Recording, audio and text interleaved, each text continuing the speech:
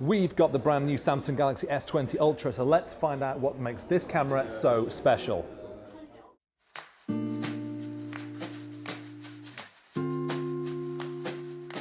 It's a camera that's seen some of the biggest upgrades on Samsung's new flagship for 2020, and it's not being subtle about it. That camera unit on the back of the Ultra is immense, but weird though it might look, it does offer some cool new features. Much like its predecessor, there are three main cameras: a standard zoom lens, an ultra-wide-angle lens, and a telephoto zoom lens, and it's that zoom lens that's been seriously beefed up here.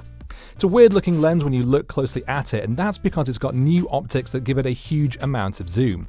In fact, with those optics and its 48 megapixel resolution, it can zoom in up to 100 times. That's an absolutely astonishing level of zoom that, as far as I'm concerned, makes this phone the love child of a Galaxy S10 and the Hubble telescope. I was able to zoom in on a bottle all the way across the room and was able to just about read the label. Pretty impressive considering that with my naked eye, I couldn't even see there was a bottle. Do not expect pin-sharp clarity though. While I could just about read the bottle's logo, there was a huge amount of image noise and other artifacts that meant the image wouldn't end up printed and framed on a gallery wall. At 30 times zoom, the quality looked a lot better.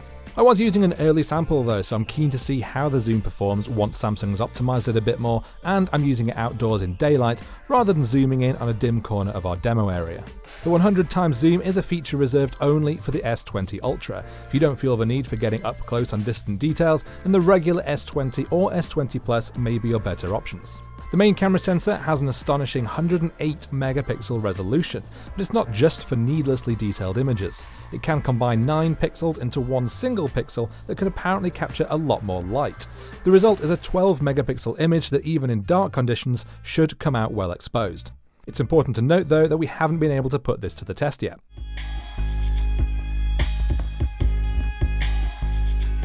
You can always go into the settings and shoot at the full 108 megapixels if you want bigger, more detailed images. Having extra resolution can give you more scope for cropping into the image later on, although exactly what such high resolution shots from a tiny phone camera sensor look like remains to be seen when we put this thing through its paces.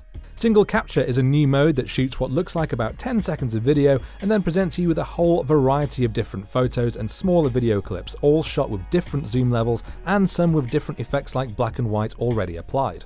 The idea is that you shoot a little scene in front of you, say someone blowing out candles on a cake, and instead of having to decide in advance to take just one image zoomed right in, you use single capture and it takes a whole variety for you to choose from after you've taken it.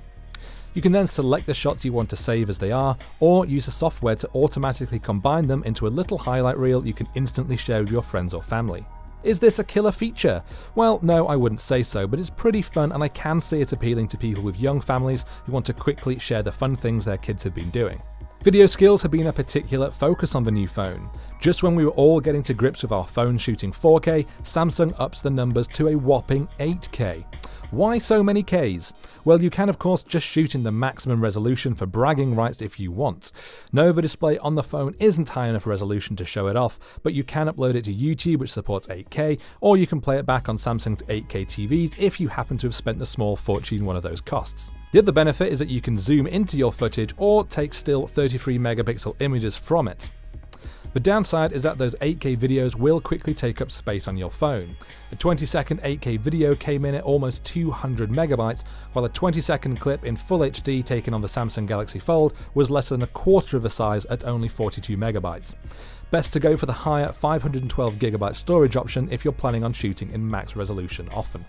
Samsung has also added a Pro mode for video that gives you manual control over settings like ISO, shutter speed, focus, and white balance for video, not just for still images.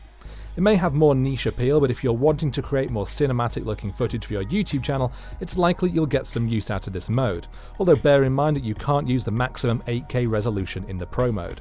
The video stabilization has also been given a boost apparently with improved hardware and software. It seemed to do a decent job in our brief hands-on time, but it's another feature I'm really looking forward to putting to the test in our full review. Elsewhere, you'll find a 40 megapixel front-facing camera tucked into a little cutout hole on the front, a whopping 6.9-inch display, up to 16 gigabytes of RAM, and 5G connectivity for super fast data speeds, which of course you'll need for uploading those massive 8K video files. So lots of exciting new features on this phone. I'm particularly